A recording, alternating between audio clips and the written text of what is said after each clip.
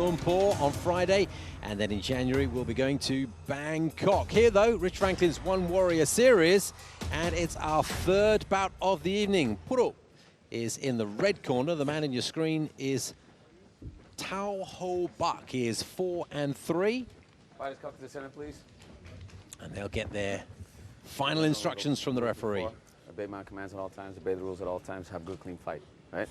Go back to your corners, please. Gianni, I had a conversation about an hour ago with Purev. I was trying to make sure that I pronounce his name correctly, which I think is always a good practice, and I failed. I just could not pronounce his surname. We agreed that we would just call him Purev for this one. So my thanks to him for allowing us to do that. There he is in the red and blue shorts. And he's got a very jumpy opponent in front of him. Purev here has a win over OWS contract winner Shinne. So that says a lot to his abilities. Yeah, that's a big scalp to have. Tay, on the other hand, is looking to have a better outcome. In his last bout, he went up against Viet An Do, who's on the card also tonight. I don't know if you can hear the noise that Bak's feet are making on the canvas here. He's jumping about, very, very active indeed. Yeah, his chin is a little high, so he's got to watch out. He's a big target there, isn't he? Purev takes him to the ground. Double leg attempt by Purev, but Bak's going to slide out here. Oh no, Purev's coming up. Finishes up on top. Good scramble there by Purev. Inside the first minute, we've already seen a lot in this contest. Working hard to just send in a few punches there to the side of the body. With that while that left hand is free, the right hand, as you can see, is quite tied up. Yeah, Tay right now is just holding position, not really looking to attack, sweep, or move to a better guard. Must have sent in about 20 of those annoying little digs to the body with the front part of the knuckle there, not the full fist, but the sharp front part of the knuckle there between the thumb and the index finger. So just tapping on those ribs, and as you can see, switching it up to the head. That'll be through. That'll be sore tomorrow. Yeah, Tay right now is just locking Purev down. He's not looking to advance or attack, which is what would be the advancing move here? So right now he's got the overhook on the left arm of Purev. He's trapped that arm completely. He's taken that out of the picture. That's why Purev here is just throwing with his right arm, or left arm, excuse me.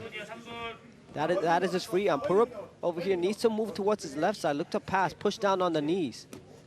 Work to finish. We're talking about 40 to 50 blows to that rib cage. You can see that none of them are particularly hard, but when you land that many blows, that's gonna add up. Yeah.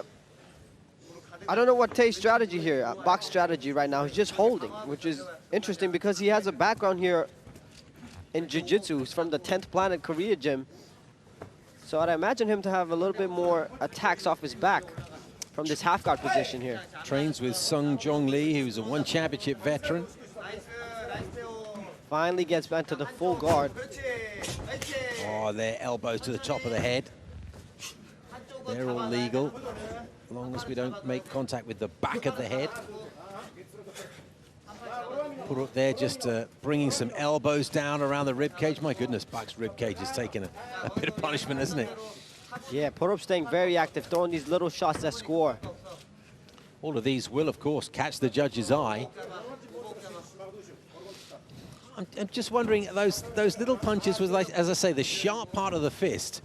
Towards the third round, that's going to take a toll, isn't it, Gianni? Yeah, definitely. And also right now, these short little shots, he wants to draw a reaction from Bak. He wants Bak to open up his guard, look to trap his hands, so that Purev has more opportunities to pass the guard and move into something else. Because right now, as he's holding, there's not a lot of opportunity for Purev to advance. And as he dips his head down and puts it under the chin of Bak, almost where the throat is there, in a sense, he's controlling the head and therefore controlling the whole body, isn't he? Exactly. His head on the chin there doesn't allow Bak to swivel his hips and attack with submissions. Doesn't allow him to isolate anything. They're just pushing down forearms. Is Bak scoring any points here? Is he doing anything to advance his position? This is all Purev right now, attacking with short shots from inside the guard of Tay Ho Bak. 45 seconds left in the opening round. I like to see Bak push off, look to create some space. Because right now he's just holding, being defensive. He's got to do something, hasn't he? He might hope that perhaps the referee will reposition them and he'll get a little bit of a respite. But on the other hand, Purev doesn't mind staying here, scoring those little shots. He knows he's got another 2 rounds to go. Softening up Tae-ho Bak for the second and third round. And you notice how he presses that forearm down every now and then. There it is again. Puts his whole weight behind it so that the forearm comes down on the rib cage. All the while he's working that left hand, the side of the body, switching it up to the head. And they're not huge punches in the grand scheme of things, but the toll, I mean, we must be talking about 150 of those blows landed in that first 5 minutes. These are the strikes that set up the takedown of Purev. And the short little strikes from inside the guard of Tae-ho Bak, from the half guard and the full guard as well. Trying to open up the guard of Tae-ho Bak, but Tae-ho Bak has been locking Purev down, not opening his guard, preventing the progression, preventing the pass of Purev. And we did see whenever Purev just released Tae-ho Bak's arms, he would be vulnerable to that elbow to the top of the head, which you certainly don't want to receive. You can see I think there was a little warning there actually about Seconds out. blows to the back of the head. I think I heard the referee mention that. Back to the corner. Not a warning as such, but just an advisory comment. Ready? Combat! Second round then, 5 minutes down, 10 to come. See a red welt on the right shoulder of Tae-ho Bak. Tae-ho Bak goes back to his unorthodox movement. Very noisy movement, isn't it? Never known anyone make quite so much noise on the canvas as this man, as he stomps around. Takes a kick to the inside of his thigh, and he really doesn't want to come to grips with his opponent again after the beating he took in the first round. The taller man looks as if he's got a good build. Will want to keep this one at distance, you imagine, Gianni. You'd imagine right now he's throwing shots that are not really significant. He's not really keeping Purev away. Certainly not throwing with power. He's sending out a jab and a sort of flicked right hand upstairs and down. Right hand, that caught Purev. Purev with a deep double leg. Gonna finish it here. Purev back in side control. Tae-ho Bak does not want to be here, close to the ropes, with 3 minutes and 45 seconds left to go in the second round. So looking to tie up that leg. We're in a slightly different position than we were before, but sending in those right hands to the side of the body once again, on our blind side as we look at it here. Purev trying to pass towards the left side.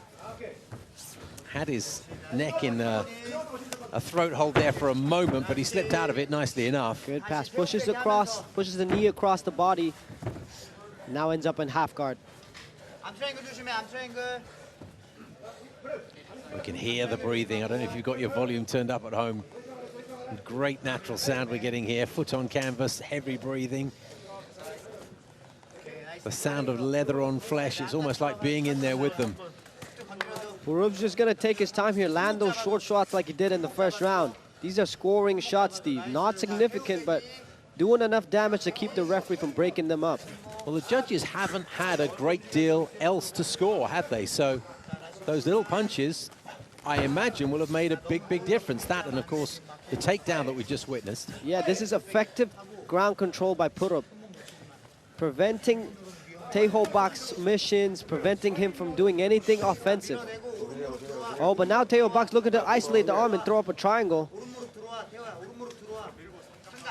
Yeah, concentrating on the arms that are just gnawing away at him by holding the forearm, holding the wrist, trying to control that offense that Purev's been sending towards his body. But Purev now slides his arm out and goes back to the body shots.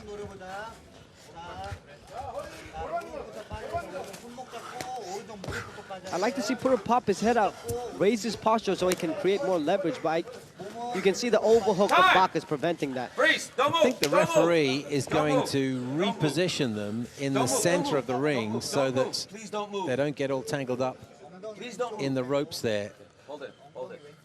Another little problem is that our referee's mic is hanging down precariously from behind his belt there. I think he's reattaching that now. So yes, exactly. He's going to reposition them precisely as they were, but without the complications of having the ropes over their head. And you know this referee very well, Gianni? I know him very well. That's Adam Shahir Karyum, one of the Malaysian pioneers. He was actually the first Malaysian to have a title shot in one championship. But unfortunately, due to injuries, he had to take a little step back. But always good to see him back. And so you know, knowledgeable. He was so impressive in those one championship bouts. Really at the top of his game. We had great hopes for him, but injury curtailed that career, sadly. But it's great to see him in the ring, taking charge of these younger athletes. And we all benefit from his experience. Great to see Adam Karyum doing his thing. Now Purev goes back to the same thing he's been doing in the first and second round. Short shots that score. Yeah, from a slightly higher position this time, because Bakis was just sort of lifting him up there. He's got that right leg trapped, but now we're back almost identically to that body-on-body position with Bak on his back and Purev digging in that left hand. Yeah, if Tay can control the left wrist of Purev and go to a butterfly hook with his left leg, he can sweep Purev, but he's not really looking for anything offensive. Again, he's just looking to hold, which is very interesting. Interesting strategy employed by Tae-Ho Bak. I don't know why he would do this, but again, Purev on top, scoring those shots, short little shots that keep him from being stood up. And they must take their toll now. We're well past the halfway mark. In fact, we're approaching the end of the second round, and that side of his body is going to be very, very sore. It's bound to affect his movement even at this stage. Yeah, and it's very fatiguing on your legs as well. You see him just locking down the half guard of Purev and trying to stop Purev from passing and trying constantly moving your arms just to stop these shots. It's very fatiguing as well, Steve. Well, Bak's head is exposed now, Gianni, as well. So Purev is bringing that left hand upstairs, as it were. As you can see there, shots to the head as well now. So some variety in his attack. All of these, the judges will very clearly see. And as we come to the end of the second round, it really does seem as if Purev is in a fabulous position to take this contest into the third round and just judge it on his own pace. Here's some of the action. This is Purev with some good combinations on the hand that set up his takedown over here. Locks up his hands and finishes off this double leg. And from there, Purev goes back to the same thing he's been doing in the first and second, Steve. Scoring shots and preventing Tae-Ho Bak from mounting any offense. So 10 minutes down, 5 more minutes to come. And can Bak do anything to change the way the judges have seen this contest so far? Because the 10 minutes that we've seen have been all Purev. Competed against people that are 2 weight classes above him in Mongolia. Is another man who's sort of run out of opponents in his locality, so he's had to take on bigger men. But the quality of athlete that he'll face in the One Championship cage, if he gets to that point, will be plenty good enough for him to tackle them at his own weight. Purev closes the distance, gonna lock up this double leg again. Bak here's trying to lift him up. Again, he's going for that double so leg. Strong. Yeah, just dumping his opponent down almost in identical fashion to how he did in the second round. You see here, Purev's trying to figure for the legs of Bak. He lets it go now. He's going to pass to side control. Well, Bak was in this sitting position in the second round, and he ended up exactly as we see him now here in the third. So it's been almost identical rounds to watch. Same thing first, second, and third round. Purev just grinding Bak out. And top control, ground and pound. Bak has no answer from the control of Purev. You figure that when he goes back to the training room, Gianni, he's going to have to figure out a way to get out of this situation because he's found himself in it 3 times. Yeah, lots of things for Bak to work on after this bout. I think referee Adam is going to reposition them once again. Just want to see if we can take the element of the ringside ropes out of this contest and allow them to compete. But that's what's so great about this One Warrior series, Steve. you get to see the progression of these athletes as they make their way towards one championship, towards the bigger show. For sure. The feeling is, and there's no hard and fast rule, it's all up to Rich, effectively, but the feeling is if you can string 3, maybe 4 solid performances together, then you're really up there at the front of the queue, and that's what Rich is looking for. Looking for a body of work over time, isn't he, that impresses sufficiently well. Now, he's got to be careful with blows to the back of the head there. We've said before that if that blow doesn't make contact with the ears and it is on the back of the head, that is an illegal blow, so he'll have to watch that.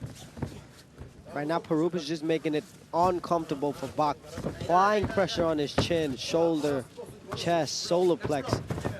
Might have his back here. He's kind of squishing himself up, isn't he, Bok, so that he doesn't give away too much in that position. Yeah, here Purev could grab a Kimura and turn him to his side, but Purev might just flatten him out. And that's exactly what he does. Stays on the top pressure. Heavy top pressure here by Purev. Purev's done all the work, Gianni, but would you like to see him at a level where he can take this dominance and move it seamlessly into a submission attempt? Yes, of course. I'd like to see Purev create more space or actively hunt for a position, because right now, right now Purev is just happy and content with scoring these little shots. They're not finishing shots, they're not damaging shots, but this is what is leading him to victory. I'd like to see Purev advance position and hunt a little bit more for the finish. So enough for a win at this stage, we think, but another one who'll have to go back to the drawing board and think about how he can just take his game to the next level. He's got the strength, he's got the dominance, but he needs a little bit more technique to turn that advantageous position into something that can end the bout. Yeah, this is just a very grinding performance by Purev. Effective. He doesn't take a lot of damage. He can go back to the gym in a couple days. This is a smart victory by Purev. Not taking any damage, not risking anything.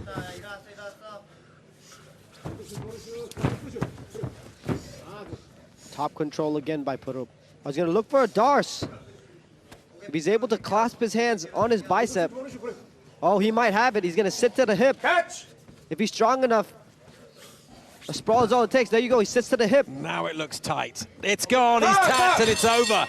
Well, we were talking, weren't we, Gianni, about making that next move to the point where he could get the submission, and within a minute of us discussing it, he pulled it off. Well done. Yeah, well done by Purev to finish Bak in the third and final round. It was effective top control by Purev all 3 rounds. Finally securing the finish. Yeah, softened his opponent up all the way through. And, well, timing things to perfection, really. There you go. That isolates the arm with his knee. Locks up the Darce here. Bicep, and here's just squeezing. When he drops that hip, it just compresses his head. No choice but to tap. Adam Qayyum was on sort of the blind side of the hand that was tapping, but he got in there quickly enough. Good work from him. In the end, a very satisfying victory for Purev, and I think he'll be working to try and make that kind of thing happen a little bit quicker next time. But certainly he was dominant. Certainly he deserves the victory. And for Bak, this will be a learning experience as he drops to 4-4. The Mongolia, arms out to his sides, giving thanks for the victory. Breathing hard, and who can blame him? It's been, what, 12, 13 minutes of very, very hard work, but the smile is there for all to see. And our referee, Adam Qayyum, will just give confirmation of that victory now as he raises the hand of the Mongolian athlete. You can see and hear the delight. Very nice indeed. 3 bouts down, and we've still got 11 to come. It's mixed martial arts for you. Rich Franklin's One Warrior Series.